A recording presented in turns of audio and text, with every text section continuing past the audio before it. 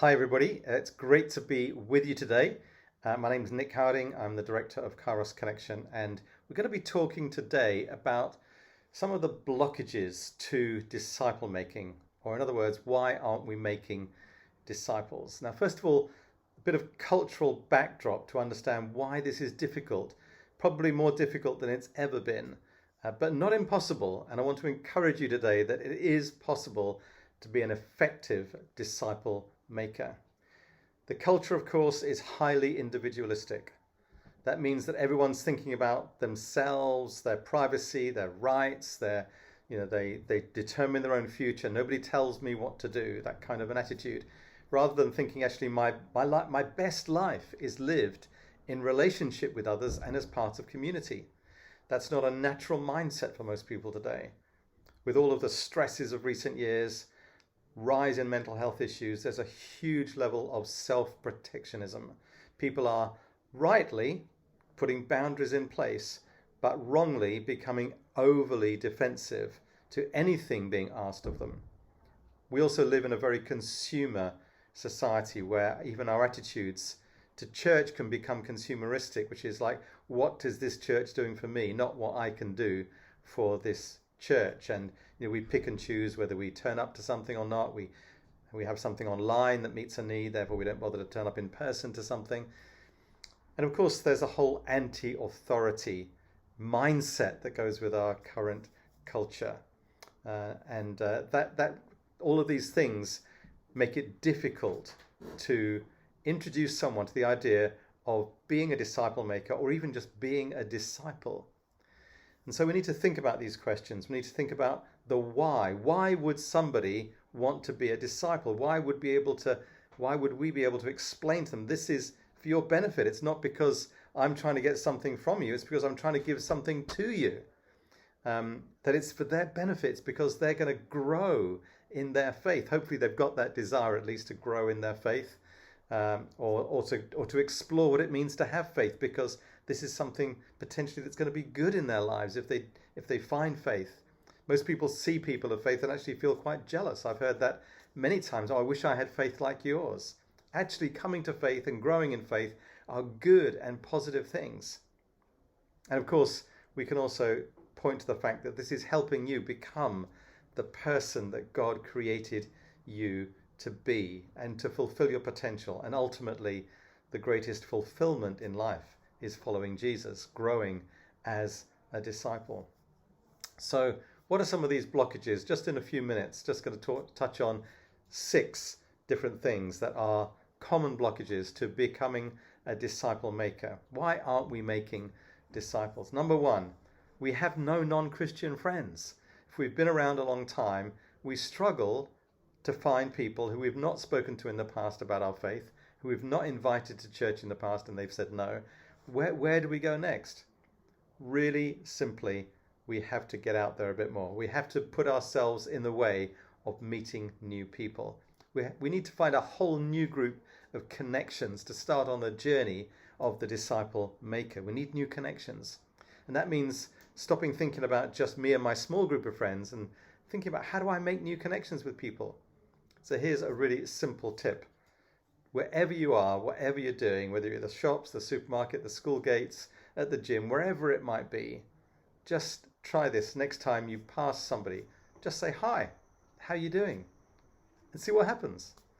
I used to do this when I was dog walking a lot, when we had a dog, and I had a little internal game with myself playing, who can I get to respond to my hi, how you doing question. It was always a lot of fun. And sometimes that then leads to conversations. Of course, we have to be willing to be inconvenienced, be willing to have to stop and start a conversation if they obviously want to do that. But we can have fun exploring new contacts. Just a week ago today, I was down at a bar in the centre of Liverpool and went down to hear a new local jazz fusion quartet, and looking forward to having some fun, just minding my own business, sitting at the back at the only table that was free. And a young couple come and sit next to me. Never met them before, late 20s, early 30s. Really nice young couple, and just, hi, how are you doing? Just got chatting with them, and they were very willing to chat. Even though they'd come for a night out for themselves, they were engaging, and it wasn't long before I dropped a few little bits of bait into the water to see if they'd pick up on them. We were talking about music, and they're asking me, did I play an instrument? So I just said, well, I used to play guitar in church a bit. I was never any good for our worship, and just seeing if that went anywhere. And of course, a few minutes later, not of course, but in this occasion, the young girl says, oh, that's interesting. You're part of a church, are you? So yes, I am. So she said, oh, my dad's really committed to his church in Northern Ireland. And we got into a great long chat about faith. I was able to tell my story and engage with the guy as well when she was out getting the cocktails. And, it was just a really fun evening. And by the end of it, she wanted an email address so she could connect with me with her dad. Who knows where that will go. But it was just fun making a new connection. Why? Because I was just ready to do that. I was also ready to tell my story, but we'll come to that in a moment. Number 2, we don't know how to chat beyond talking about the weather or work or family, something that's very familiar and comfortable. We don't know how to move into a spiritual conversation with someone, and this is where telling our story is so, so helpful. We have some training, part of a Brighter course, that you can access, which will cover how do you tell your story? How do you learn to do that really naturally and easily? Just as I did with this couple a week ago. It just was the most natural thing in the world. They were drawn in, they were interested, they asked questions, they were surprised by some things. And I know that's left a deposit in their life. It'll leave them asking questions and thinking about spiritual things. Because if we want to multiply, we have to make these new connections. And if we want to go deeper in conversations, we have to learn to both listen and love. We want to listen deeply to what people are saying, because they will give us cues that we can pick up on in the conversation that may lead to something spiritual in the conversation. We want to genuinely love them, to show that they're important to us by being interested in them. And I found if I'm interested in the other person, it's often not long before they'll ask me about myself, and that gives me a chance to share my story of faith, or a bit of my story that's relevant to the conversation. It's so simple. When you've practiced, when it's become natural to you, and you can do it in 2 minutes, 5 minutes, 10 minutes, however long you've got to share some or all of your story with another person. That takes the conversation to a spiritual level. But it requires genuinely loving the people we're with and listening deeply to what they have to say. Number 3, we've got into a conversation with someone, they seem to be open to spiritual things, but we don't have anything to invite them to that will help them go on a spiritual journey. Now, something like the Alpha course is the obvious thing. Regular guest services in church, summer barbecues where they're going to meet our other Christian friends, all sorts of ways that we can help people go on a spiritual journey. But we need to be ready with those. We need to have that in the back of our mind. As a missional community, or as a small group in church, or even as a whole church, we need to have a whole raft of things that are on-ramps for people who are exploring faith in Jesus, and just have those ready. So in our own community, we're regularly running Alpha courses just for people we're in connection with, and they've been incredibly fruitful in seeing the people that God's given us those connections with and taken us into those deeper conversations with, an opportunity to explore faith. A couple in our community were prayer walking the area, and they bumped into a woman who's we've just known very, very slightly. And as they got talking to her, they offered her prayer because she expressed some needs. And having had a really positive response to prayer, we were then able to invite her onto the Alpha course that was about to start. And she was able to make about half of the sessions, and is now growing in her faith and has come to church a couple of times as a result of that, because there was something ready-made in the pipeline to invite her to. Number 4, what if they become a Christian and go, I don't know what to do now? And that's the fear of what happens if someone becomes a Christian. The thing we're most longing for is a real thing, because we'll feel like we don't know where to take them apart from just bring them along to church. Well, that's a good thing to do. Church, the gathering of all of the believers in our area, in that gathered expression that might well be on a Sunday, is a good place to bring people to, because they will grow in their faith. But we also want to introduce them to our small group, or our missional community, or our microplant, because we know that's also where they will start to grow in their faith. So a young couple who just finished our last Alpha course last week came along to our own missional community. Well, one of them did, came along last night, and now she's obviously now ready to grow in the context of our community and building those relationships and sharing the load of helping her grow. You know, we say, don't we, that it takes a whole village to raise a child, and it takes a whole community to help a new Christian grow in their faith. Of course, meeting regularly on a one-to-one basis with a new Christian is really important. There's another young couple my wife and I are meeting with on a weekly, fortnightly basis, just to help them read the Bible, help them learn to pray, help them understand what it is they've got themselves into. And that's because they're keen to grow and learn. That's a real joy. So it's really good to have something ready-made to invite people onto, but also to help a place where they can grow in their faith. And we can prepare ourselves. We can make sure we've got materials available. This little booklet, Why Aren't We Making Disciples, which we wrote and published earlier in the year, is a really good little tool to give you some ideas around disciple making, the kind of things that you may want to think about when you're helping a newborn Christian grow in their faith. We can be prepared. Hopefully we will have had something modeled to us by the person who's discipling us.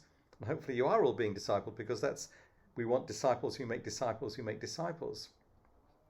Anyway, that's the fourth. Number 5 is the fear of being overwhelmed by people's needs. That's a real barrier sometimes. Well, I don't want to go down that road of becoming a disciple maker. What happens if I get a good connection? What happens if I get into a spiritual conversation? What happens if I invite them onto something like an Alpha course and they become a Christian, and then I get overwhelmed with their needs? And yes, that is a real issue. But this is where the whole community aspect comes in. This is where we can all pull together to help raise someone who may well have multiple needs. It was the poor people that received Jesus gladly. And it's, of course, the most broken people who recognize their need of Jesus most frequently. And so we are going to have people coming into our community and into church who have multiple needs. In the early days of our missional community, a young Somali asylum seeker started coming to community as a Muslim. He came every week. He loved the food. He loved the company. And after about 2 months, he made a very clear decision that he wanted to follow Jesus as well. It was wonderful. And then the whole thing happened. We realized he had language needs. He had mental health needs. He had financial needs. He had difficulties with his accommodation. He had legal needs for his asylum stay. I mean, the list went on and on and on. Now, if that was just down to me, that would have completely overwhelmed me. But as a community, we all gathered around this young man, and all of us played our part in helping meet those needs. And over the following year, he was able to really grow in his faith. And before the government, in their wisdom, moved him to the northeast, where he was able to connect with another church. But together, none of us were overwhelmed, because we shared the joy of seeing a new believer grow in their faith with all of their needs. We need to have boundaries. That's a healthy thing, to have boundaries, so that people don't cross those when we're discipling them. We need to have access to other agencies, pastoral support in the church, for really specialist areas of need, and other agencies that need, general practitioners or others that need to be involved in the care of new Christians where those needs need other people to get involved as well.